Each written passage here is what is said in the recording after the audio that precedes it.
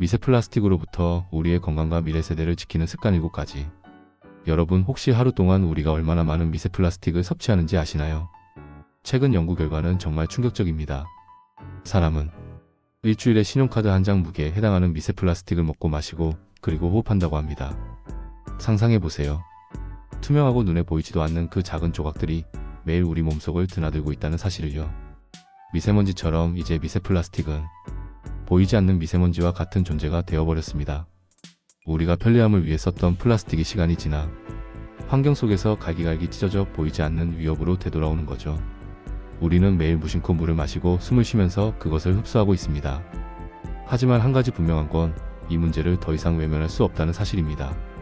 우리의 생활 습관, 플라스틱 사용 줄이기, 환경 정책 하나하나가 결국 우리의 몸과 미래 세대를 지키는 일이 될 테니까요. 오늘 이 영상에서는 이 보이지 않는 위협, 미세 플라스틱으로부터 우리의 건강과 미래 세대를 지키는 습관에 대하여 자세히 알아보겠습니다. 미세 플라스틱은 어디서 올까요? 먼저 미세 플라스틱이 생겨나는 원리부터 살펴볼까요? 크게 두 가지가 있습니다. 첫 번째는 1차 미세 플라스틱입니다. 이들은 처음부터 작게 만들어진 경우인데요. 우리가 흔히 쓰는 세안제나 스크럽 제품 속 작은 알갱이가 있고요. 세탁기를 돌릴 때 빠져나오는 합성 섬유 조각, 그리고 자동차 타이어가 마모되며 떨어져 나오는 고무가루 등이 여기에 해당합니다. 이들은 공장이나 생활 속에서 바로 환경으로 배출되어 우리에게 돌아옵니다. 두 번째는 2차 미세 플라스틱입니다.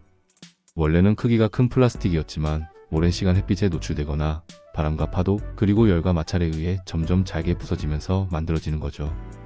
바다에 버려진 페트병, 비닐봉지, 스티로폼 같은 것들이 수십 년 동안 파도에 부딪히다 보면 결국 눈에 보이지 않는 작은 조각들로 변해버립니다.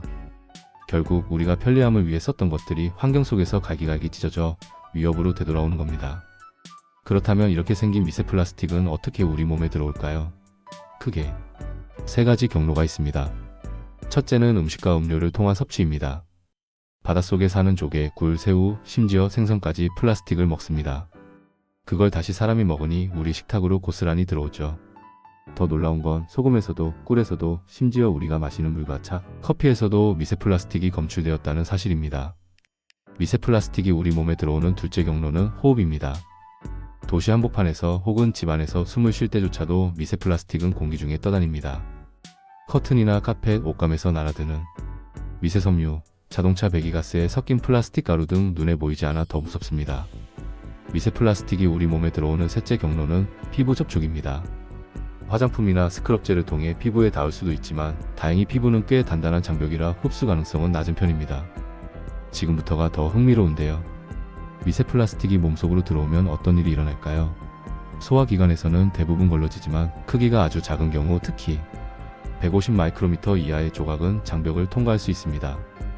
그리고 그보다 더 작은 나노플라스틱은 세포의 막까지 뚫고 들어가 림프관과 혈액 속을 자유롭게 떠다니게 됩니다. 결국 간, 신장, 폐 같은 장기에 도착해 쌓일 수 있고 심지어 세포 내부까지 침투해 염증 반응과 산화 스트레스를 일으킬 수 있다는 연구 결과도 나오고 있습니다. 여러분, 우리가 마시는 이 생수병 속에도 미세 플라스틱이 있다는 사실 알고 계셨나요? 많은 분들이 생수는 깨끗할 것이라고 생각하지만 생수 자체의 물에서가 아니라 담는 용기 PET병 뚜껑에서 미세 플라스틱이 발생합니다. 즉 생수병은 편리하지만 동시에 미세 플라스틱 노출의 주요 원인 중 하나예요. 생수병은 보통 PET 폴리에틸렌 테레프탈레이트로 만들어집니다.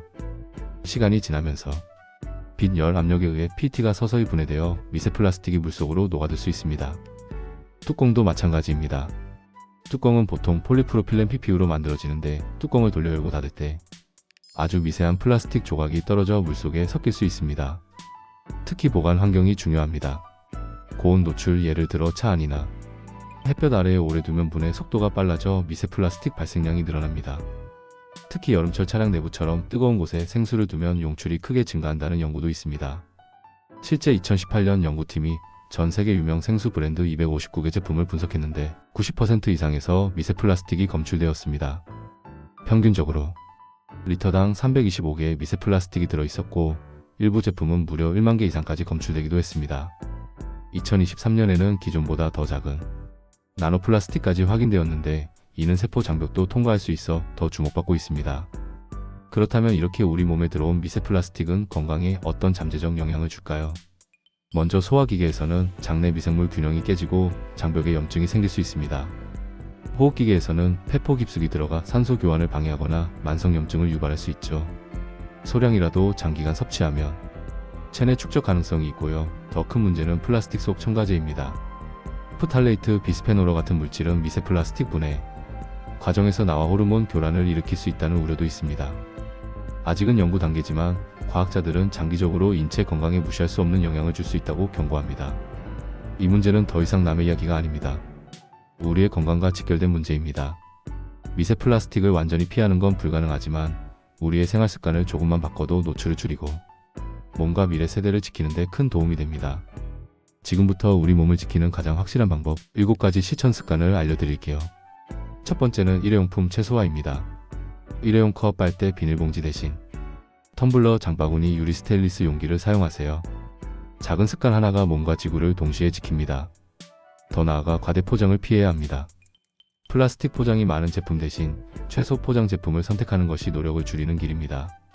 그리고 재사용을 생활화하세요. 재활용보다 중요한 건 재사용입니다.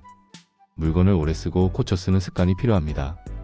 두 번째는 생수병 대신 텀블러나 유리병을 사용하세요. 플라스틱 생수는 오래 보관하지 말고 직사광선이나 고온, 특히 차 안에 두지 마세요. PET병은 햇볕이나 고온에 노출되면 쉽게 미세 플라스틱을 내뿜습니다. 차 안에 생수병 두는 습관 오늘부터는 그만. 가능하다면 재활용 가능한 유리병, 스테인리스 보틀을 활용하여 노출을 줄일 수 있습니다. 세 번째는 신선한 식재료를 선택하세요. 가공식품보다는 신선한 재료를 선택하면 포장재와의 접촉을 줄일 수 있고 플라스틱이 음식에 스며드는 걸 최소화할 수 있습니다. 또한 해산물 섭취를 조절하는 것도 중요합니다. 조개, 굴, 새우 등은 바닷속 미세 플라스틱 함량이 높게 검출되므로 섭취 빈도를 조절하는 균형 잡힌 습관이 필요합니다. 네 번째는 세탁 습관을 바꾸고 실내 공기를 깨끗하게 유지하세요. 합성 섬유 옷을 세탁할 때 미세 섬유가 발생합니다. 세탁망이나 미세 섬유 필터를 사용하면 배출량을 크게 줄일 수 있습니다. 실내 공기 질 관리도 중요합니다. 집안먼지 속에도 미세 플라스틱이 있습니다. 옷감, 커튼, 카펫에서 날리는 미세 섬유가 공기 중에 많아요. 자주 환기하고 청소기로 먼지를 제거하세요. 다섯 번째는 화장품과 세정제의 성분을 확인하세요. 마이크로비즈가 포함된 스크럽, 치약, 일부 화장품은 피하는 것이 좋습니다. 이들은 1차 미세 플라스틱의 주요 원인 중 하나입니다. 여섯 번째는 환경 차원의 실천도 중요합니다. 우리가 버린 플라스틱이 바다로 흘러가 2차 미세 플라스틱이 되는 걸 줄이려면 분리배출을 철저히 해야 합니다. 그리고 대체 소재 제품을 구매하세요. 재활용 플라스틱 대신 바이오 플라스틱이나 종이 포장 같은 대체 소재를 선택하면 수요와 공급 모두 변화할 수 있습니다. 또한 플라스틱 규제와 환경 정책에 대한 관심과 참여도 중요한 생활 습관입니다. 마지막 7번째는 우리 몸의 방어력을 높이는 습관입니다. 체내에 들어온 이물질이 배출되도록 물을 충분히 섭취하세요. 그리고 미세 플라스틱이 유발할 수 있는 산화 스트레스에 대응하기 위해 항산화 식품을 꾸준히 챙기세요. 과일, 채소, 비타민C와 E가 풍부한 음식이 좋습니다. 또한 건강한 장내 환경을 유지하는 것이 중요합니다. 발효식품, 섬유질이 풍부한 음식을 섭취해 장내 미생물 균형을 유지하면 장벽 방어력이 강화됩니다.